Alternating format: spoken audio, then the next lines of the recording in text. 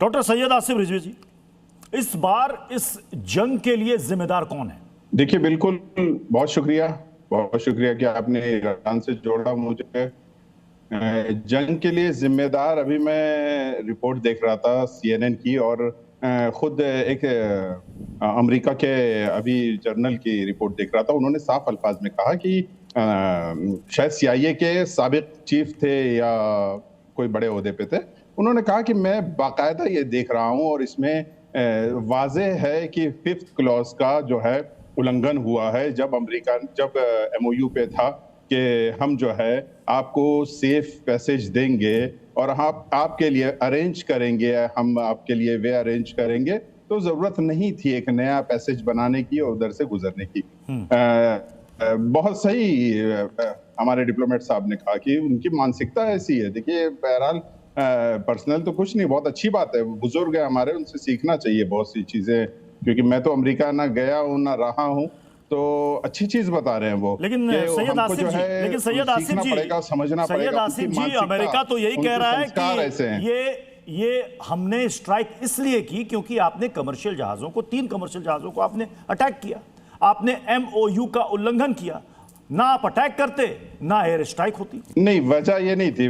मैं वो लास्ट अपनी लाइन दोहरा दूं। मैंने कहा कि ना उनकी मानसिकता पे हम काबू पा सकते हैं, ना उनके संस्कार जो जैसे है अमेरिका के, उसको तो हम नहीं बदल सकते ना। सर ने सही कहा। हाँ, बहरहाल आपने कहा कि ईरान ने किया जो ये 3 वार अटैक हैं। अगर ईरान ने शिप पे अटैक किया तो कम से कम अमेरिका की तरह अटैक नहीं किया, जिसमें हमारे 3 भारतीय भी मारे गए, शहीद हुए। एक चीज। दूसरी चीज, अगर आपको लेना था तो आप 80 टारगेट लेंगे। अगर उन्होंने 3 पे मार भी दिया तो आप 80 टारगेट से बदला लेंगे। ये दर्शाता है कि आप पहले से तैयार थे, बस आपको मौका चाहिए था।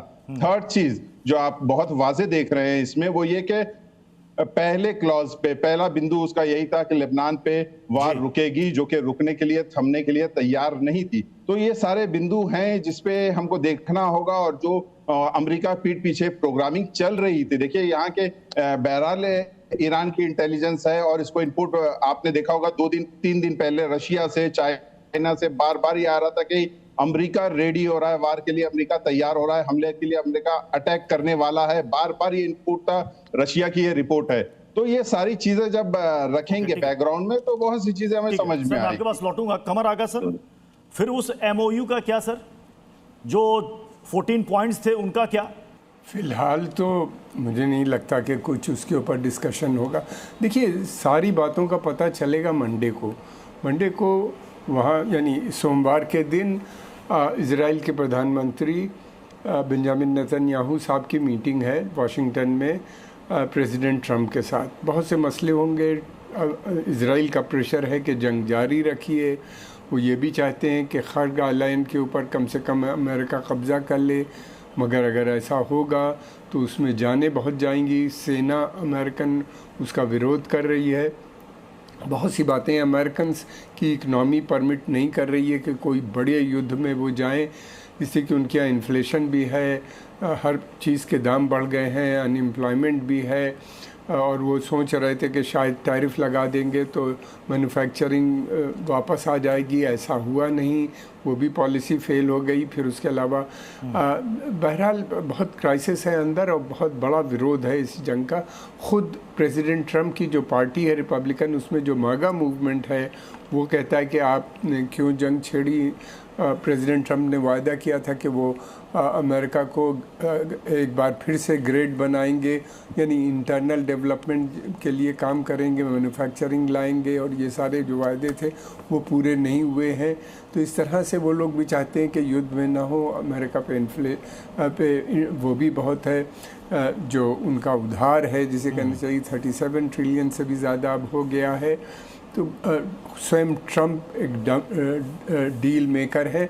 वो स्वयं खुद भी नहीं चाहते कि जंग हो, लेकिन कुछ हालात ऐसे हुए, इजराइल का प्रेशर, कुछ चीज़ें, उन्हीं ने तो सोचा था कि 1 हफ्ते के अंदर सब रिजीम चेंज हो जाएगी, मगर एक भी ऑब्जेक्टिव अभी तक उनका पूरा नहीं हुआ है।